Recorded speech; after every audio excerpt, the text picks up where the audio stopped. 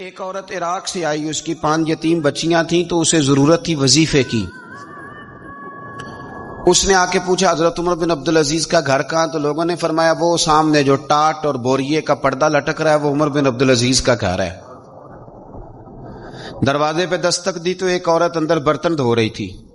پوچھا السلام علیکم، امیر المومنین سے ملنا ہے۔ وہ کہنے لگی اس درخت کی چھاؤں میں بیٹھ جاؤ، ابھی تشریف لاتے ہیں۔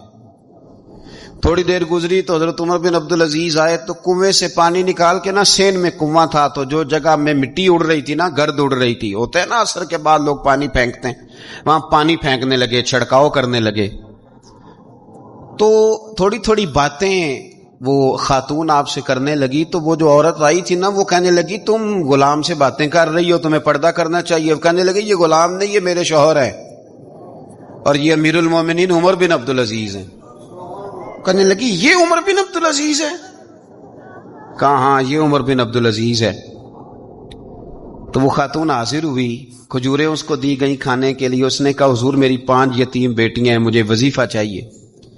جناب عمر بن عبدالعزیز نے ایک بیٹی کا نام پوچھا، ولدیت پوچھی، وظیفہ لکھا۔ عورت کہنے لگی اللہ تیرا شکر ہے میری بچی کا وظیفہ لگ گیا۔ دوسری کا نام پوچھا، ولدیت پوچھی، عمر پوچھی، وظیفہ لگایا، اللہ تیرا شکر ہے میری یتیم بچی کا وظیفہ۔ 4 بچیوں کے وظیفے عمر لکھتے رہے، خاتون اللہ کی حمد کرتی رہی۔ 5ویں کا لکھنے لگے تو کہنے لگی میں نے زمانہ بڑا دیکھا ہے پر عمر بن عبدالعزیز تیری طرح کا بندہ نہیں دیکھا۔ آپ فرمانے لگے اب میں 5ویں کا وظیفہ نہیں لکھتا، 4 کا وظیفہ جا کے گورنر سے منظور کرا لے اور 4 کو کہنا تھوڑا تھوڑا 5ویں کو بھی دے دے۔